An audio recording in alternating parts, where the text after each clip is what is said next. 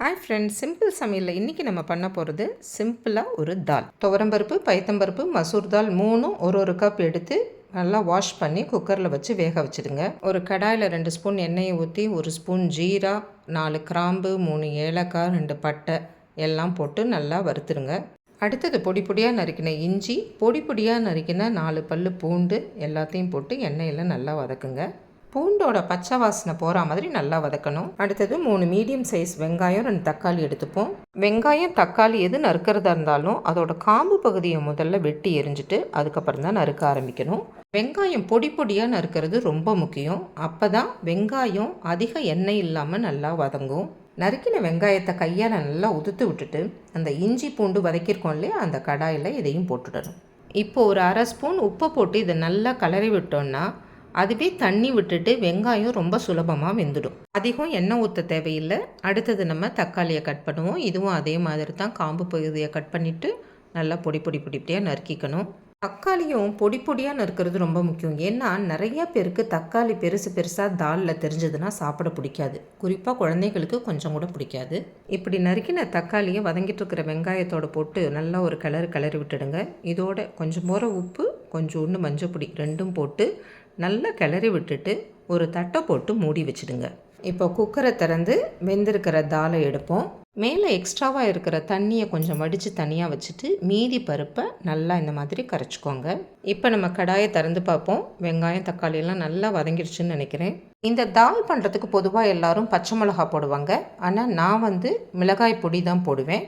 நல்லா கிளறிட்டு 1 ஸ்பூன் உப்பையும் போட்டு இன்னொரு தடவை நல்லா கிளறி விட்டுட்டு தனியாக நம்ம வடித்து வச்சுருக்கோம் இல்லையா தண்ணி, அந்த தண்ணியை இப்போ ஊற்றிடுங்க. இந்த தண்ணியில் வெங்காயமும் தக்காளியும் நல்லா வேகிற மாதிரி கொதிக்க விட்டுடுங்க. ஒரு 2 நிமிஷம் கொதித்த உடனே நம்ம கரைச்சி வச்சுருக்கிற தால் இருக்கு இல்லையா, அதை இதில் ஊற்றி நல்லா கிளறி விட்டுடுங்க.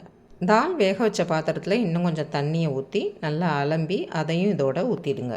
எப்போவுமே சப்பாத்திக்கு தொட்டுக்கிற இந்த தால் கூட்டு மாதிரி கெட்டியாக இருந்தால் நல்லா இருக்காது. கொஞ்சம் ஓட இருந்தால் தான் டேஸ்டியாக இருக்கும். அதான் நார்த் இந்தியன்ஸ்லாம் பார்த்திங்கன்னா ஒரு பவுலில் வச்சு தான் இந்த தாலை சர்வ் பண்ணுவாங்க. ஒரு முடி எலுமிச்சம்பழத்தை புழிஞ்சு இந்த தாலோட மிக்ஸ் பண்ணிவிடுங்க.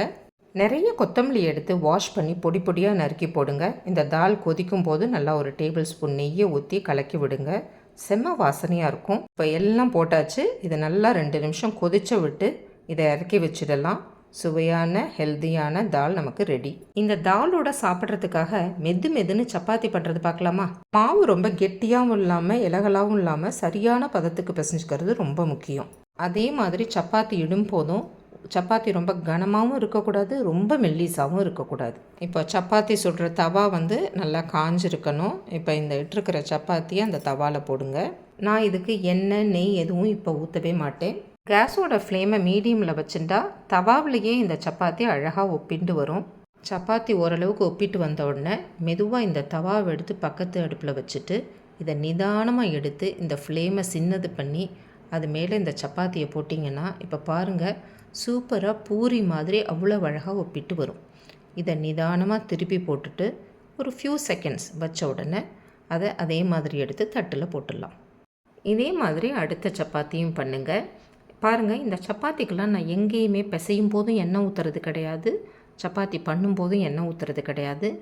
தால்லையும் பார்த்திங்கன்னா ரொம்ப குறைச்சலாக தான் எண்ணெய். ஃபஸ்ட்டு ஒரு 2 ஸ்பூன் எண்ணெய், கடைசியில் 2 ஸ்பூன் நெய். தேவைப்பட்டா இப்போ சப்பாத்தி பண்ணுறோம் பார்த்திங்களா, இதில் சூடாக 1 ஸ்பூன் நெய்யை அப்படியே மேலே கொஞ்சமாக லேசாக தடவிட்டு அதையே 2 சப்பாத்தியில் நம்ம தடவிக்கலாம்.